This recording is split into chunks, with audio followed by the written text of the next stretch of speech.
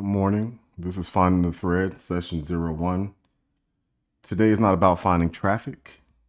Earlier this week, I discovered something that framed this entire city.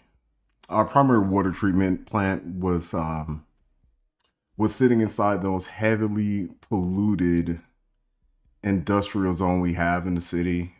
In real life, that wouldn't just be inefficient; it would be dangerous.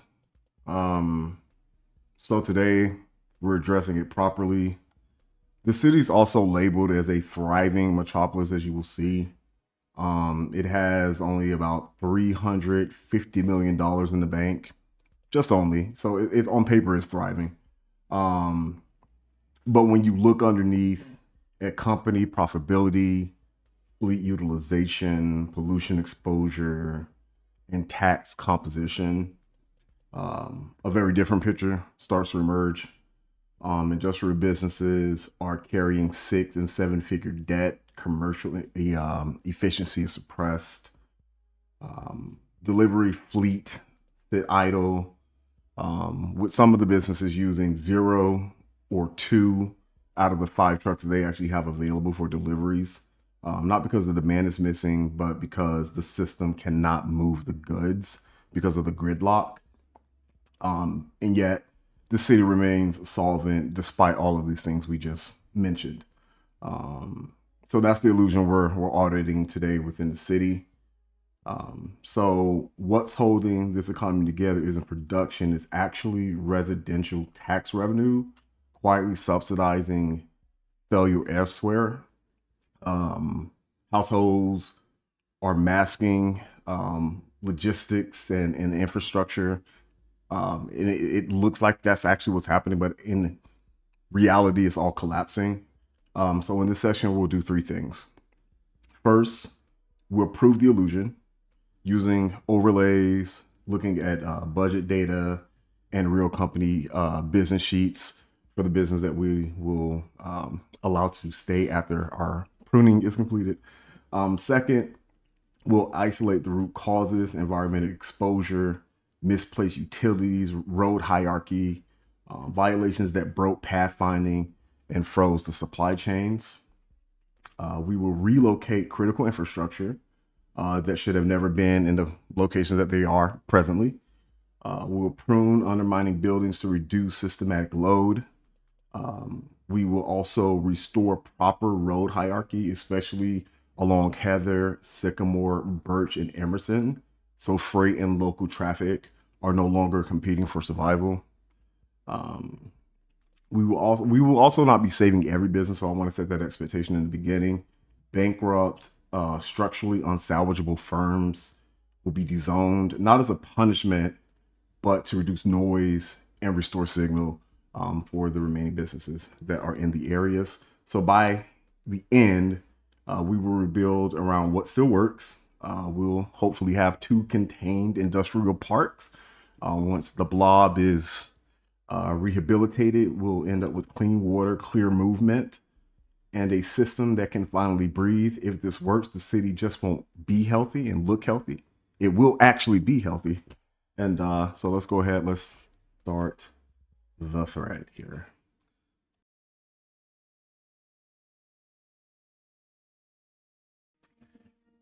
So you can see here, let me go ahead, give me one moment. And we will go ahead and lower the audio here for a second.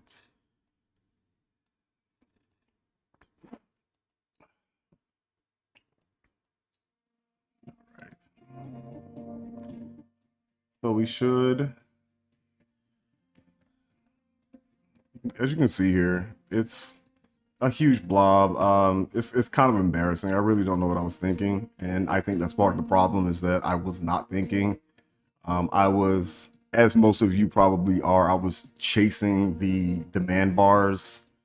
And as you can see right here, if we zoom in, it becomes quite apparent that I have connectors acting as arterials. So right here, you can see Sycamore is fairly backed up, pretty bad. And then it goes here to Heather. So we have our first major bottleneck here on Sycamore. here on Highland and right here on Heather Street. And we have this little broken connection on Moore Highway. So before we get further into this, one thing I would want to point out, this is not a lack of understanding how to design or a system or being incompetent, as it were. This is more of rushing, chasing bars, not really making a plan, not spending the 2 or 3 hours that it takes to lay out a city, to really plan what the city's going to look like, how it's going to function. And when you don't do those things, you end up with disasters like this. And I don't think any of us are above this if we don't plan properly. So even right here, you will see there are office buildings and they're level 2 and level 3, no level 5s. And it's because they're really not in the right zone. They're just not in the right zone. And then here we have a water treatment plant. So that's going to be one of the first things we move, because why would I put a water treatment plant in one of the most polluted areas within the game is the problem here. So if we look, we have all of this red. Very bad, right? We should not have the water treatment plant where all of this metal and contamination and all these bad things are happening that are going into the ground.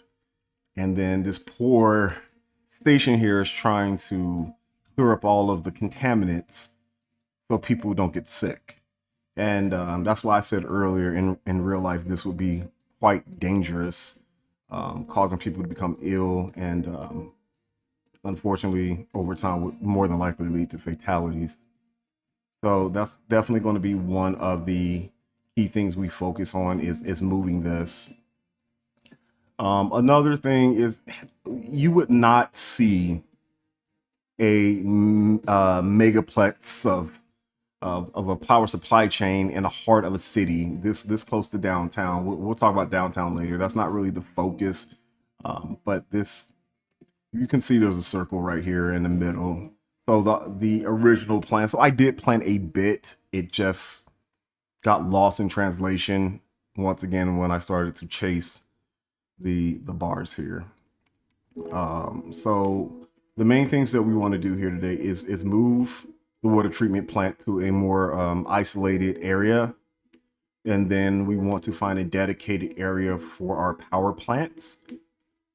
And then we're going to prune down this gridlock nightmare, or as I call the industrial blob, because that's exactly what it is. It is a massive blob that just makes no sense whatsoever. If we go ahead and we look at the traffic map, it's pretty bad. I mean, the areas over here aren't too horrible, but we could do a lot better and make this a lot more efficient. So if we look down at the bottom here, we have $355 million in the bank. So I know some people would ask, well, Curtis, why are you going ahead, or GameWeaver, why are you going ahead and deleting or pruning a lot of businesses? So what we're going to do, and this is going to take some time, I believe this stream is going to be about 2 to 3 hours. We're going to look at the different businesses, level 3, level 4. We'll see which ones are doing well. They will stay. And primarily what we want to do is look for level 1 to 3 buildings and purge those so that we have a good amount of area freed up here. That's going to allow us to decide how we're going to reroute the roads. Some roads will become one way. We will correct the highway issue here, so trucks can actually get on easier where they're coming in, and they're being able to exit the highway more efficiently. So that's going to free up this awful gridlock that we have here, because these trucks are not moving. And as you guys know, over time, if the trucks cannot move, they give up and they will disappear. They will disappear. So backing up a little bit. So once we start beginning the pruning process of removing level 1 through level 3 buildings. That's going to free up a lot of the space. That's going to allow us to see exactly what the road hierarchy will look like at that point. Some of this we might get done today. If we don't, that's okay. We'll move that over to session 2 and we'll put a pin in things and see where we're going to go from there. Another major issue that I noticed, and I think that this is also a common thing where people are like, okay, I don't want the bus station, the main bus station, to be close to the vicinity of businesses or residents, which is smart because people don't want to live next to something that's so noisy. So we will move this. I do want to create a transit station, but I don't want it to be in the heart of the city. I want it to be a bit off, just because once we get to this part, and I'm speaking in the future here, and probably several episodes down the line, I really want to make this a focal point, because you can see how I spent time making this circular road, and yet everything got lost in translation. You can't even see what the design is here. So that's a project for the future. Another thing that I noticed is that when you build slowly, and this goes back to what I said earlier, of creating your hierarchy for your roads in the first 2 to 3, 4 hours of the game, it actually saves you a lot of time. So I think that people inadvertently think that, okay, if I don't spend the time in beginning, I'll still be able to make a good looking city. And you're flying by the seats of your pants doing things that way, where those 2 or 3 hours seem insignificant over time because you're no longer having to go back and fix things. So I do plan on, probably not today, but I do plan on showing you guys my current city, where I have multiple industrial parks spread throughout the city. Traffic is not a problem. It's mostly in the green. Another thing, the leveling of the buildings in this particular city are really, really, really bad. Another thing, company profitability. So in my most recent city, my average industrial profit is actually up to 88%, and here it's at 66%. And that was part of the reason I wanted to start off with the industrial park, is because I was like, well, what did I do differently? Did I design? No, I didn't lay out my city.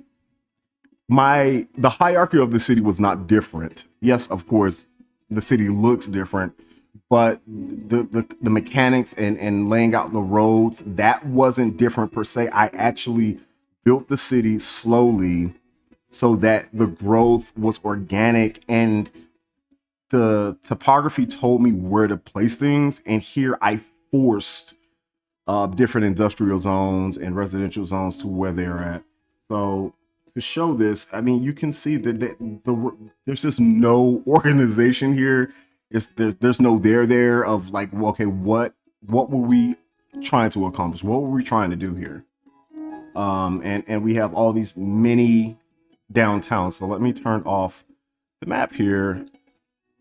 And we have all these mini downtowns, and it's like, okay, well, this was the airport area, and I just plopped the airport here, and then that turned into, okay, we're gonna create suburbs over here. Okay, we're gonna make a seaport that, so it was just a lot of bouncing around and not finishing things in the moment. And as you can see, when you do that, you end up with infrastructure that's overbuilt, two, that just needs a lot of work, and roads that are barely getting used because when you chase the bars, you're building in the moment.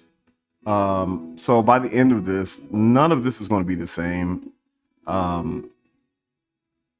But yeah, this is what happens when you chase bars and you're building and you're building and you're building, and you don't really have a solid plan, and you're not building slowly or intentionally, and you end up with things. So we will start here. We'll look around for level 1 businesses, primarily level 1 and level 2.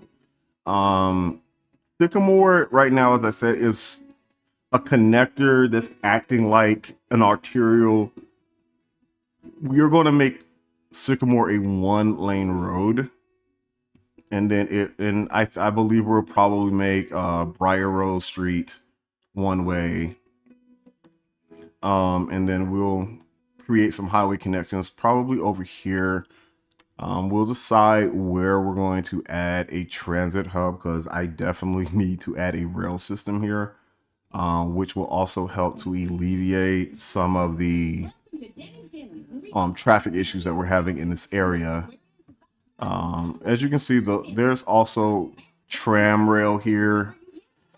We'll see what's being utilized, how many people are using these over here, and this might also get consolidated back into town and maybe just have 1 or 2 paths that come out to the industrial park, because right now that was also just not, as you can see, well thought out. It was an afterthought. Like I said, this is what happens when you don't plan for the future. You're just chasing bars. And this is why laying out your road in the beginning is so important, because if you have ideas for tram, if you lay the road out, you can say, okay, well, I want the tram to be, okay, this is going to be my main road, and I want the tram to run here.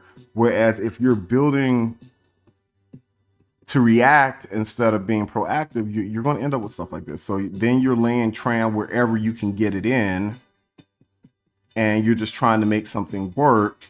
And it's like, okay, this is probably a really a big logistical nightmare here. So before we begin the level 1s, let's find somewhere to move our water treatment plant.